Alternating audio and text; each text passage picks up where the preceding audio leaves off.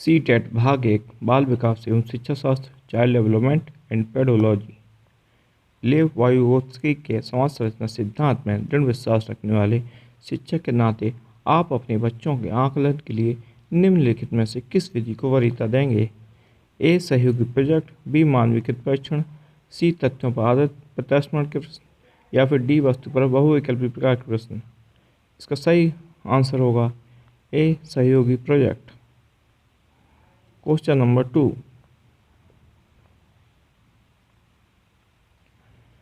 अपनी कक्षा की व्यक्तिगत भिन्नताओं से निपटने के लिए शिक्षक को चाहिए कि ए ऑप्शन शिक्षण और आकलन के समान मानक तरीके हों, बी बच्चों को उनके अंकों के आधार पर अलग अलग कर उनको नामित करे, सी बच्चों से बातचीत करे और उनके दृष्टिकोण को महत्व दे, डी विद्यार्थियों के लिए कठोर नियमों को लागू करे।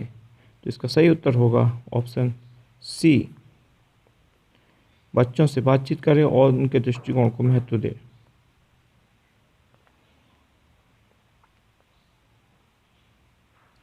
क्वेश्चन नंबर 3, आकलन उद्देश्यपूर्ण होता यदि इससे विद्यार्थियों में भय तनाव का संचार हो, इससे विद्यार्थियों और शिक्षकों को प्रतिपुष्टि यानी कि फीडबैक प्राप्त हो, यह केवल एक बार वर्ष के अंत में हो, डी विद्यार्थियों की उपलब्धियों में अंतर करने के लिए तुलनात्मक मूल्यांकन किए जाएं। तो आकलन उद्देश्यपूर्ण होता है यदि इसमें ऑप्शन बी विद्यार्थियों और शिक्षकों को प्रतिपुष्टि फीडबैक प्राप्त होता रहे। क्वेश्चन नंबर अगला,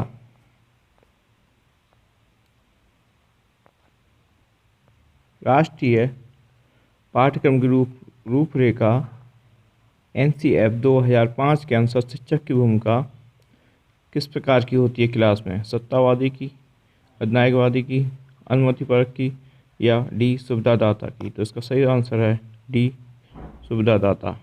राष्ट्रीय पाठ्य चर्चा की रूपरेखा NCF 2005 के अनुसार शिक्षक की भूमिका कक्षा में सुविधादाता की होती है।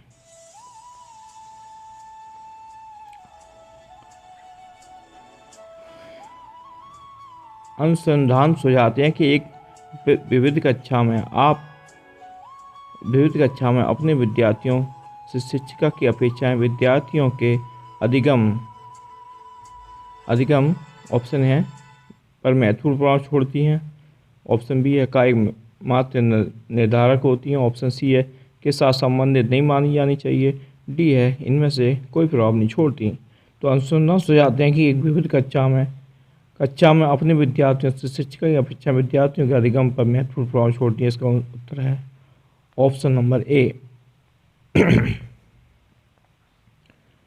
विशेष आवश्यकता वाले बच्चों को शामिल करना चाहिए किसमें? एक काल्पनिक लक्ष्य है, जी उनमें अक्षमता ना हो उन बच्चों के लिए हानिकारक है, सी विद्यार्थियों पर भार बढ़ा रहेगा, डी शिक्षण के प्रति दृष्टिकोण विषय वस्तु और धारणा परिवर्तन की अपेक्षा रखता है। तो इसका सही उत्तर होगा ऑप्शन डी, विशेष आवश्यकता वाले बच्चों को शामिल करना शिक्षण के प्रति दृष्टिकोण विषय वस्तु और धारण परिवर्तन की अपेक्षा रखता है। क्वेश्चन नंबर 7, विविध प्रकार की सामाजिक, आर्थिक और सांस्कृतिक पृष्ठभूमि के बच्चों से युक्त कक्षा सभी विद्यार्थियों के अधिगम अनुभवों को बढ़ाती है। यह कथन है ए गलत, क्योंकि बच्चों के लिए सुविधा उत्पन्न करने के स्थान पर दुविधा उत्पन्न कर सकता है और वे स्वयं को अलग अलग महसूस कर सकते हैं। ऑप्शन बी है सही, क्योंकि बच्चे अपने साथियों से अनेक कौशलों को सीखते हैं। ऑप्शन सी है सही, क्योंकि इससे कक्षा अधिक श्रेणीबद्ध दिखाई देती है। ऑप्शन डी है गलत, क्योंकि यह अनावश्यक स्पर्धा की ओर ले जाता है। तो इसका सही आंसर होगा ऑप्शन बी सही, क्योंकि बच्चे अपनी साथियों से अनेक कौशल सीखते हैं। बच्चे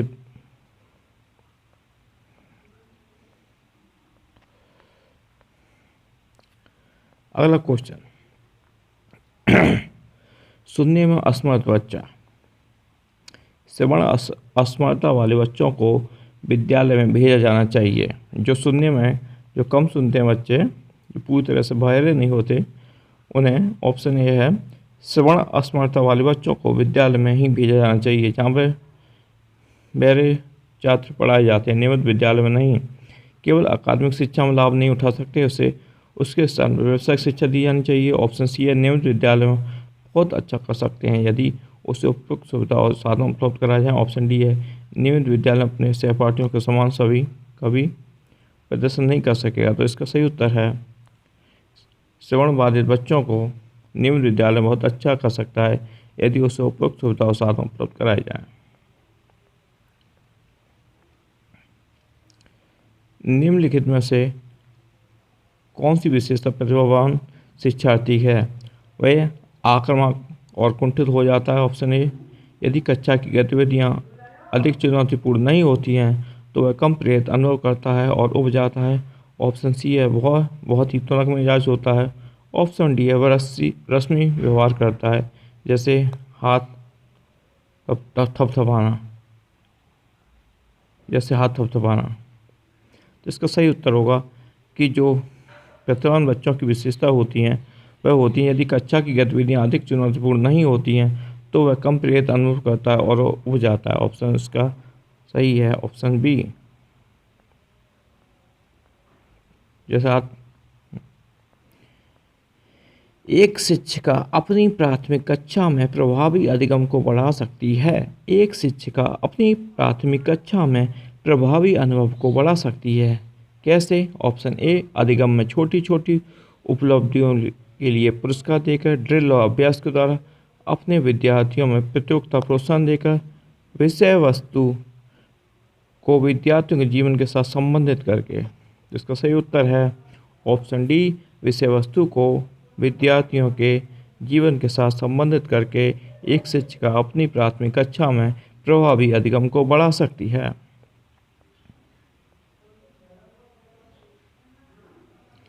बच्चों के बारे में निम्नलिखित कथनों में से कौन से सही हैं? आपको ये बताना है पेयर कौन से सही हैं। बच्चे जानकारी के निष्क्रिय प्राप्तकर्ता होते हैं, बच्चे समस्या समाधान करता होते हैं, बच्चे वैज्ञानिक शोध करता हैं, बच्चे पर्यावरण के सक्रिय अन्वेषक हैं। तो क्या इसमें से ऑप्शन ए सही है कि बच्चे जानकारी के निष्क्रिय प्राप्तकर्ता होते हैं, या ऑप्शन बी, बच्चे समस्या समाधान करता है, और ऑप्शन 4, बच्चे पर्यावरण के सक्रिय अन्वेषक होते हैं। यह ऑप्शन बी सही है कि बच्चे समस्या समाधान करता होते हैं, बच्चे वैज्ञानिक शोधकर्ता होते हैं, बच्चे पर्यावरण के सक्रिय अन्वेषक होते हैं, या फिर सी, बच्चे, ये सभी ऑप्शन सही हैं, और डी पहला, दूसरा, तीसरा। तो इसमें सही कौन सा है? तो इसमें सही जवाब है दूसरा, बच्चे सामाजिक समाधान करता है, बच्चे वैज्ञानिक शोध करता है, और बच्चे पर्यावरण के सक्रिय अन्वेषक हैं। इसमें से दूसरा, तीसरा और चौथा ये तीनों सही हैं। ऑप्शन का आंसर होगा इसका बी।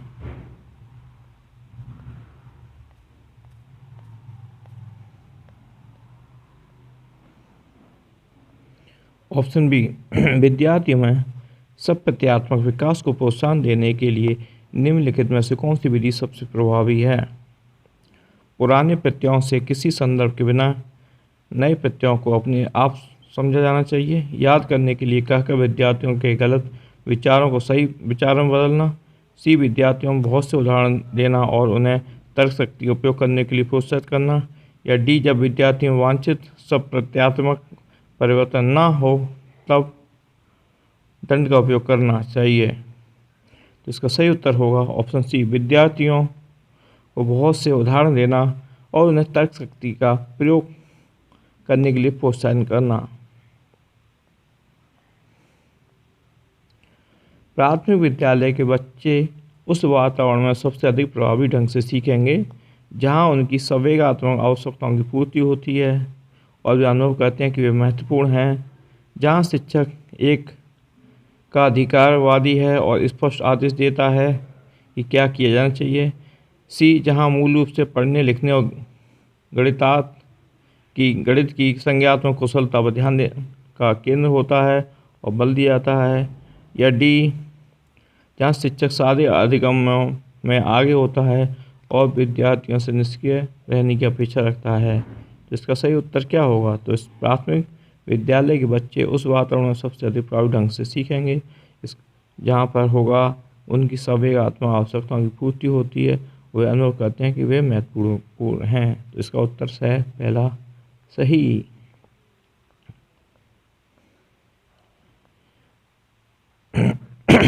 एक बच्चा खिड़की के सामने से एक कौवे को उड़ता हुआ देखता है और कहता है एक पक्षी है। इससे बच्चे के विचार के बारे में क्या पता चलता है? बच्चे की स्मृति पहले से भंडारित होती है। बच्चे में पक्षी का प्रत्यय विकसित हो चुका है। बच्चे अपने अनुभव बताने के लिए भाषा के कुछ उपकरणों का प्रयोग कर लिया। तो इसका उत्तर क्या सही होगा? क्या तीनों ऑप्शन सही होंगे? पहला, दूसरा, तीसरा, या दूसरा, तीसरा, या केवल एक सही होगा इसमें से बी? तो इसमें से सही आंसर होगा वह होगा जब बच्चा एक कौवे को उड़ता देखकर पंछी कहता है, तो इसका उत्तर है केवल सही दूसरा, कि बच्चे में पक्षी का प्रत्यय विकसित हो चुका है। वह यह समझ चुका है कि ऊपर उड़ने वाला जो जीव होता है तो पंछी होता है। वह उसका नाम नहीं जान पा रहा, पर उसे यह मालूम कि पंछी है। रिलेट कर रहा है किसी अन्य पंछी से इसको।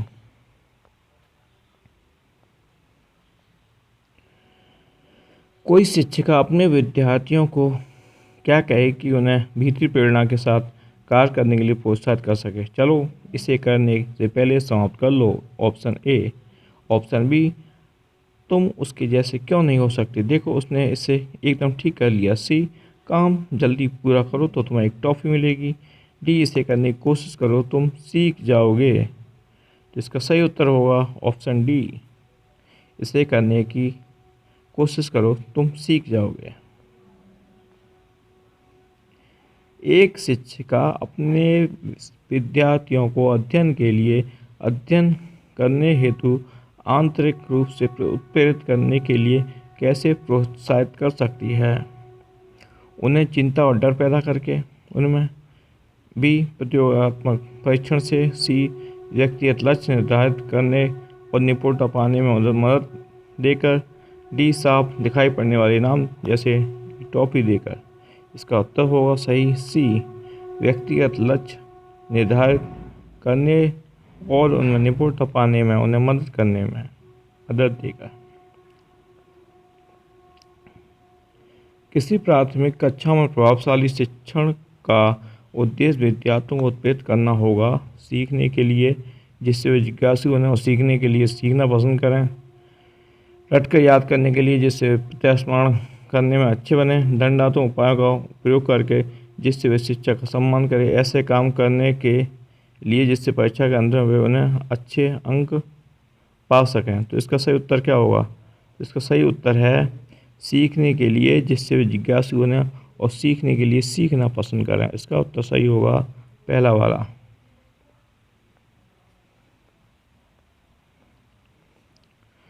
निम्नलिखित में से कौन सा उदाहरण प्रभावशाली विद्यार्थी की प्रथा का है? निरंतर तुलनात्मक मूल्यांकन, शारीरिक दंड, व्यक्ति सापेक्ष अधिगम, प्रतियोगात्मक कक्षा। तो इसका सही उत्तर होगा व्यक्ति सापेक्ष अधिगम। अगला क्वेश्चन नंबर 19। विकास का सिर्फ पदाधिमुख दिशा सिद्धांत व्याख्या करता है कि विकास इस प्रकार आगे बढ़ता है: सामान्य से विशिष्ट की ओर, भिन्न से एकीकृत कार्यों की ओर, सिर से पैर की ओर, ग्रामीण से शहरी क्षेत्रों की ओर। तो इसका सही उत्तर है विकास सिर पदाधिमुख दिशा सिद्धांत व्याख्या करता है कि विकास बढ़ता है सिर से पैर की ओर।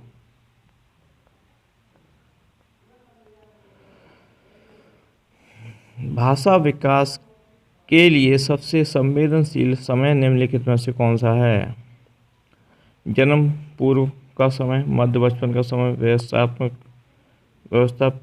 प्राथमिक बचपन का समय। इसका सही उत्तर होगा डी, प्राथमिक बचपन का समय। जीन पियाजे के अनुसार भाषा विकास के लिए सबसे संवेदनशील समय प्राथमिक बचपन का समय होता है। एक 6 वर्ष की लड़की खेल कूद में असाधारण योग्यता का प्रदर्शन करती है। उसके माता पिता दोनों ही खिलाड़ी हैं। उसे नृत्य प्रशिक्षण प्राप्त करने भेजते हैं, यानी ट्रेनिंग के लिए, और सप्ताह अंत में यानी सप्ताह के अंत में उसे प्रशिक्षण देते हैं। और बहुत संभव है कि उसकी क्षमताएं निम्नलिखित दोनों के बीच परस्पर प्रतिक्रिया का परिणाम होंगी। ए, आनुवंशिक पर्यावरण, बी, वृद्धि और विकास, सी, स्वास्थ्य परीक्षण, डी, अनुशासन और पौष्टिकता। तो इसका सही उत्तर होगा ए, आनुवंशिकता और पर्यावरण। निम्नलिखित में से कौन सा समाजीकरण के गौण वाहक हो सकते हैं? परिवार और पास पड़ोस, विद्यालय और पास पड़ोस, विद्यालय और निकटतम परिवार के सदस्य, परिवार और रिश्तेदार। तो इसका सही उत्तर होगा कि निम्नलिखित में कौन समाजीकरण के गौण वाहक हो सकते हैं? विद्यालय और पास पड़ोस, क्योंकि बच्चा इन दो जगह पर बहुत समय बिताता है, विद्यालय में कम और पास पड़ोस में ज़्यादा। लेव वाइगोत्स्की के अनुसार संज्ञानात्मक विकास का मूल कारण है संतुलन, सामाजिक अन्योन्याश्रय, मानसिक प्रारूपों, इसकी मौज का संयोजन, उद्दीपक अनुक्रिया योगमार्ग। तो इसका सही उत्तर होगा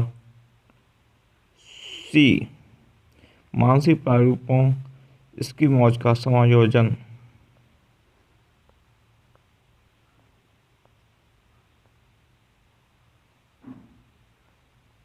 नहीं, इसका उत्तर सही होगा बी। इसका जो उत्तर है सही है, माफ कीजिएगा, वी, सामाजिक अन्योन्याश्रय। किसी बच्चे का दिया गया विशिष्ट उत्तर कोहल वर्ग के नैतिक तर्क के सोपानों की विषय वस्तु के किस सोपान के अंतर्गत आएगा? यदि आप ईमानदार हैं तो आपके माता पिता आप पर गर्व करेंगे, इसलिए आपको ईमानदार रहना चाहिए। दंड आज्ञाकारिता अनुकूलन, सामाजिक संकुचन अनुकूलन, अच्छी लड़की लड़का अनुकूलन, कानून व्यवस्था अनुकूलन। तो इसका सही उत्तर होगा बी, सामाजिक संकुचन अनुकूलन। जीन पियाजे के अनुसार अधिगम के लिए निम्नलिखित में से क्या आवश्यक है? शिक्षार्थी के द्वारा पर्यावरण की सक्रिय खोजबीन, वयस्कों के व्यवहार का अवलोकन, ईश्वरीय न्याय का विकास, शिक्षकों और माता पिता का पुनर्वलन। तो इसका सही उत्तर होगा जीन पियाजे के अनुसार अधिगम के लिए जो आवश्यक है वह है शिक्षार्थियों के द्वारा पर्यावरण की सक्रिय खोजबीन। क्वेश्चन नंबर 26, जीन पियाजे के अनुसार प्रारूप स्कीम निर्माण वर्तमान योजना के अनुरूप बनाने हेतु नवीन जानकारी में संशोधन, नवीन जानकारी के आधार पर पुरानी योजना में संशोधन के परिणामों के रूप घटित होता है। इन दो प्रक्रियाओं को जाना चाहिए। ए, समायोजन और अनुकूलन के रूप में, बी, समायोजन और अनुकूलन के रूप में, सी, सामाजिकरण और संशोधन के रूप में, डी, समावेशन और समायोजन के रूप में। तो इसका सही उत्तर होगा डी।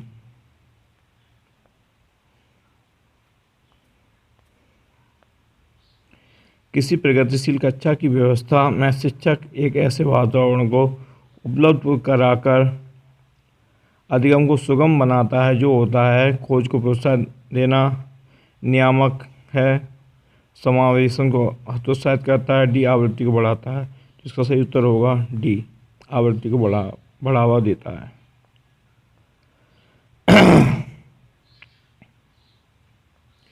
हॉवर्ड गार्डनर की बहुविधीय सिद्धांत सुझाता है कि हर बच्चे को प्रत्येक विषय 8 भिन्न तरीकों से पढ़ाया जाना चाहिए ताकि सभी बुद्धियां विकसित हों। बुद्धि को केवल बुद्धि लब्धि आय की परीक्षा में निर्धारित किया जा सकता है। शिक्षक को चाहिए कि विषय वस्तु का वैकल्पिक विधियों को पढ़ाने के लिए बहुबुद्धियों की एक रूपरेखा की तरह ग्रहण करें। क्षमता है, भाग्य और अवधि के भीतर ही नहीं बदलेगी। तो हॉवर्ड गार्डनर बहुबुद्धि का सिद्धांत सुझाता है शिक्षक को चाहिए कि विषय वस्तु की वैकल्पिक विधियों से पढ़ने के लिए बहुबुद्धियों की एक रूपरेखा की तरह ग्रहण करें। इसका ऑप्शन होगा सही सी। कोई 5 साल की लड़की एक टी शर्ट को तय करते हुए अपने आप से बात करती है। लड़की द्वारा प्रदर्शित व्यवहार के संदर्भ में निम्नलिखित में से कौन सा कथन सही है? जीन पियाजे और लेव वाइगोत्स्की इसकी व्याख्या बच्चे के विचारों को अकेंद्रित प्रकृति के रूप में करेंगे। जीन पियाजे से अकेंद्रित भाषा कहेगा और लेव वाइगोत्स्की इसकी व्याख्या बच्चे द्वारा निजी भाषा से अपनी क्रियाओं को नियमित करने के प्रयासों के रूप में करेगा। या सी, जीन पियाजे इसकी व्याख्या सामाजिक अन्य क्रिया के रूप में करेगा और लेव वाइगोत्स्की इसे खोजबीन मानेगा। जीन पियाजे और लेव वाइगोत्स्की इसकी व्याख्या बच्चे द्वारा अपनी माँ के अनुकरण के रूप में करेंगे। तो इसका सही उत्तर है डी, अपनी माँ की तरह कर रही है बच्ची। लिंग है जैविक सत्ता, शारीरिक सच्चा, सहज गुण, शारीरिक संरचना। इसका सही उत्तर होगा जैविक सत्ता।